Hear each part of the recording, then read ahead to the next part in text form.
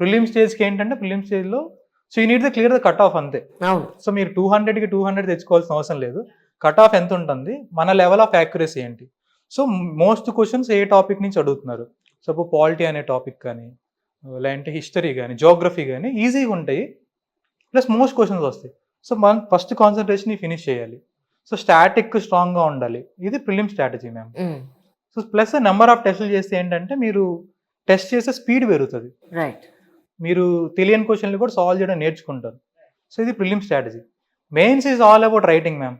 కదండి. సో మీరు ఎన్ని ఎక్కువ టెస్టులు రాస్తే అంత బెటర్ మార్క్స్ వస్తాయి. యాక్చువల్లీ నేను లాస్ట్ 3 years ఫెయిల్ అయింది ఎందుకంటే I'm not writing more number of test.